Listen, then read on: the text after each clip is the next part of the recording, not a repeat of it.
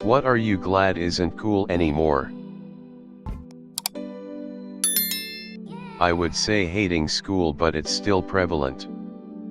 People don't get bullied as directly for liking school or being nerds, at least from what I've seen, but unfortunately plenty of kids still hate education and knowledge. This might be controversial to those that do hate education, but what they don't know is that their problem isn't with learning something new, it's about how they're learning and what they're learning. I've seen plenty of stoners who absolutely despise school just sit and watch documentary after documentary and can name the complete chemical composition of like 25 different drugs. But too many people think it's cool to hate school. Newsflash, it's not. Instead, hate your school board. User avatar. Level 2. Tyrone Leinster. 4H. I mean, what's fundamentally wrong with making fun of harmless stuff? I don't know who you're referring to specifically, and I'd agree that being needlessly mean to people is bad, but the premise that something needs to be harmful to be ridiculed or satirized sounds a bit oversensitive. Hell, this entire thread is about stuff that's 95% not harmful, but is cringe and made fun of.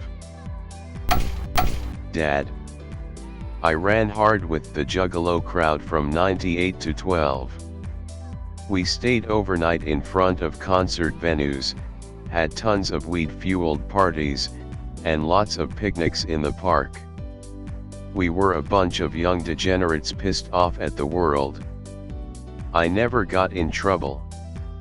I only painted my face for 2 shows, but I dressed the part the whole time. My lifestyle was the main source of tension between my father and I. I'm thankful I took off my Hatchetman charm before he died so he could see that I was ready to move on from the lifestyle. That being said, I have been to 2 shows in the past decade and didn't regret either. I'm still in Facebook touch with many of my homies, a cringy term I still use for that group of friends. ICP announced they will start a farewell tour next year, and my wife knows I'm going to a show on that tour. I've probably seen them in concert 50 times, so a farewell tour is a must. I'm proud of my Juggalo years. I'm proud to still identify as a Juggalo. I'm damn proud to have never gotten caught up in anything permanent as a result of my time as a clown. With all that being said, October is coming up. The season of the pumpkin. Best believe there's going to be some spooky music in my earbuds. Voice teacher here. If you don't like your vocal fry, you can definitely work on using it less. An exercise to try. Get a straw and blow bubbles into a glass of water, about half full. Practice blowing the bubbles so that they reach the rim of the glass, but not so much that they spill over the edge. Do this for about a minute. Feel free to take breaths whenever you need them. Once you've got the hang of it, try humming a song while blowing the bubbles. I know this sounds really silly, but go with me, LOL. I'd go for something easy to remember and around a minute long. Your country's national anthem is probably a good choice. Remember to take breaths, and if you get lightheaded, take a break. The bubbles should stay right around the rim of the glass. Either get to the song's natural stopping point or do the exercise for around a minute. At that point, it should be a lot easier to speak without fry. If it works for you, you can practice this exercise as often as you want. I'd also recommend finding a speech therapist or even a voice teacher if singing is something you enjoy. Both will be able to help you with breath support and other technical stuff. Worth mentioning, of course, that this all depends on your wants and needs. Your voice is yours, so don't worry about what anyone else says. Yup. I graduated high school 10 years ago, and even then popular kids were basically extremely likable social butterflies who would hang out with absolutely anyone, even the dweebs, but also had athletic and academic ability going for them. Kids weren't really bullied per se. If they really were weird and didn't fit in, they would be just ignored and left alone by most kids. It was jarring to see how much this had differed from what parents and older relatives had been expecting me to see.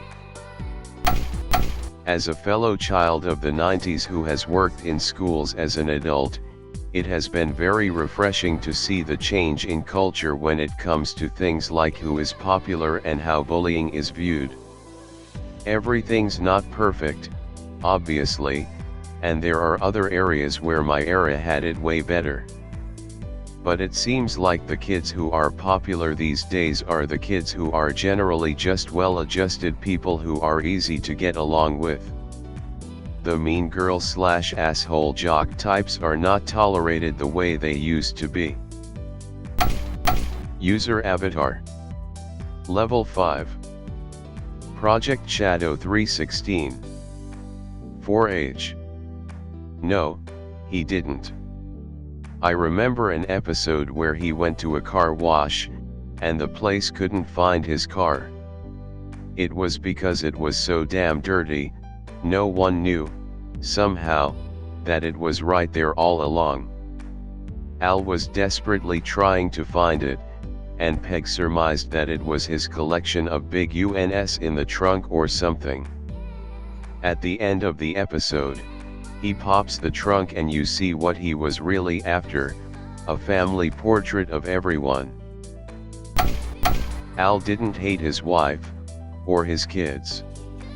There were definitely moments when their family bond was damn near endearing. He was frustrated at his lot in life, which led to him taking his frustrations out on others, but when push came to shove, they all always stood up for each other. Though he did often dread having to be intimate with Peg, but again, I felt that was more a comment on his dissatisfaction with his career and life situation vs not actually loving her. It was a popular theme or punchline in comedy for several generations, but during the time that Gen X became the primary consumer demographic for entertainment, marriage became less of a rite of passage into society and more of a personal decision, and at the same time, divorce became less of a stigma because it had been increasing since the 50s. You can actually thank the boomers for paving the way on that one. When you had the option to get out of a bad marriage if you wanted to, I hate my wife became less relatable. Yeah, I hear that.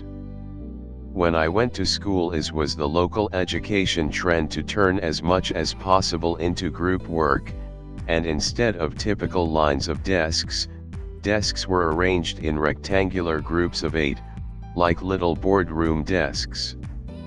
It was like the whole curriculum was designed by a 100% extrovert person who considered introversion a character flaw that needed to be fixed. Extroversion was considering far superior to introversion. I imagine and hope that has now changed somewhat. Girlfriend's brother was one of these kids.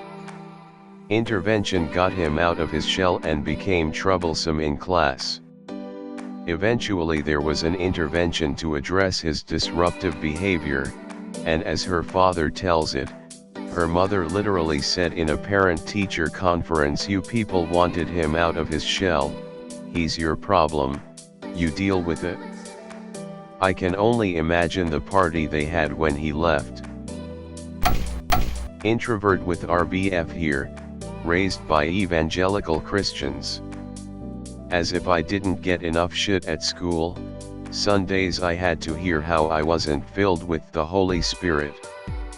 Saturday should have been a respite, but my grandmother lived with us, and couldn't understand that I just liked to be alone with the door shut sometimes. She always came in to ask if I was grumpy, and if I'm not grumpy, why did I have my door shut, and why do I want to by myself? It must be because I'm grumpy. Cue me getting upset, and you can fill in the rest. I remember back in the 7th grade, one of my classes had a guest and she was having us do various exercises to get us used to feeling dumb in front of others. She had a group of girls at the front and told them to audibly imitate things you could find at a park. What made this exercise so memorable was that not only did she call them out for not sounding exactly like what they were trying to imitate, but she completely blew us off when we told her that the last girl in the group was mute. The guest tried so hard to get her to speak that the girl collapsed into a weeping ball right where she stood. So where was the teacher in all of this?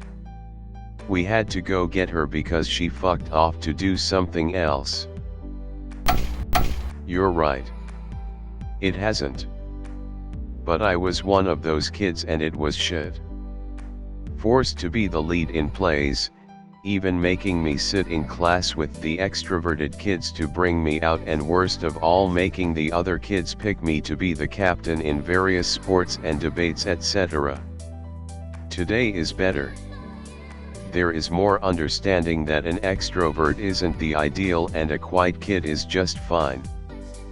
But yeah, I'm glad it's not the status quo nowadays. Honestly, I'll take all of these back if I never have to see another influencer again. Sure, back in the day you had your Paris Hiltons and your Kim Kardashians, but they were easily ignored and only took up a niche portion of culture. Now, influencers have basically dominated every aspect of pop culture.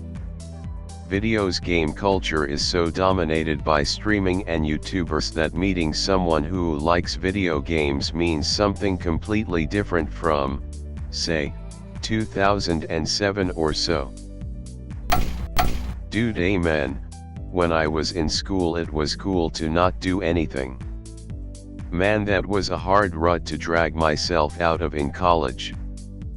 Fortunately I chose a co-op internship program which helped set up my career, but I regret not joining many clubs/activities because doing things was considered uncool. I think 21 Jump Street laid it out perfectly. The older kids were so confused about the newer high school kids actually giving a shit. Too accurate. Love spell from Victoria's Secret. Like seriously, I hate it now. Growing up, the girls that went to school with me would bathe themselves in it. Especially during things like prom, winter formals, and any other events the school had. I got made fun of because I would wear other smells like cucumber, melon and sweet pea. Yes, I realize sweet pea smells like old lady. However, anything else was better than smelling a sea of fucking love spell. It also got me brownie points with the teachers. The older ones liked the smell and the younger ones shared my opinion on it. One day after gym, I was changing clothes, had just put deodorant on, and was about to spray a little cucumber melon on. One of the girls that regularly picked on me decided that today was the day. She caught me off guard and sprayed love spell directly into my face while screaming, "There! Now you won't smell like old lady ass," and laughing. All the other girls was laughing too until they realized I was coughing and was having trouble breathing. She had literally sprayed it down my mouth and nose. One of the girls panicked and went and got the teacher. The teacher took me to the office and called my parents. By the time my parents got to the school I was fine, but they decided to send me home anyways. The next day letters was sent home to other parents letting them know that love spell was banned from school because it was triggering kids with asthma. I don't have asthma, but I guess the teachers seen the incident as the perfect time to finally get rid of the smell once and for all. To this day, if I smell a hint of love spell I instantly start gagging. So glad it's gone, winking face, winking face. I hope this trend is dead, because I had to do it since every shirt was tissue paper thin. Can we please go back to shirts being opaque, please? I'm tired of having to wear 3 layers just so I don't look like I wore only my bra to work. Don't forget how they were also awkwardly short. Not long enough to be a regular shirt, not short enough for it to be a crop top. Don't want to show a thin 1-inch area around your pant line, must have a longer tank under your shirt. And if you tuck any of them in, you get a nice big spare tire around the waist. Or, don't tuck them in and they'll bunch up and ride up constantly. I think the worst part is we used to do it after gym class because no one wanted to be naked and take a shower in front of the other guys. So we would be sweating after a running around the track or playing basketball or whatever, then hit the locker and spray ourselves all over with Axe or whatever or body spray, then go back to a regular classroom stinking of sweat and Axe. Men drowning themselves in Axe body spray. I remember junior high and the hallways would reek and almost everyone re-upped at their lockers between classes. Axe might as well make an Arctic marijuana scent because I think people only use it now to cover up smoke smell, but it doesn't really work. Hey, I was young and pretty dumb once. I'll tell you what I did when I got my kanji tattoo. I found a picture of a scroll in a book. Seemed pretty reputable. I took it to the head of languages at my university, who was also my Japanese professor, and she verified it. The artist made a stencil off the original and then copied it, so it's at least accurate.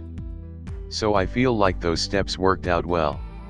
However, I've shown it to some Japanese friends and they struggle to read it because it's apparently old Japanese, like trying to read medieval manuscripts for us. I probably wouldn't get the same thing now, but I'm not unhappy with it. My favorite thing is the opposite of this, meaning English nonsense phrases printed on Asian fashion items. There's shirts like "Try my delicious salt beef," "Grandpa fucking space shuttle," "Peanut butter chocolate bar motherfucker," "Punch me in the face," "I need to feel alive," and the iconic "Born to die," "World is a fuck," "Kill 'em all 1989, "I am trash man," 410,757,864,530 dead cops. I've also seen a coin pouch that says "Whole day I'm fucking busy, only get few money." I'd wear that stuff in a heartbeat if I didn't have to risk getting scammed to order it.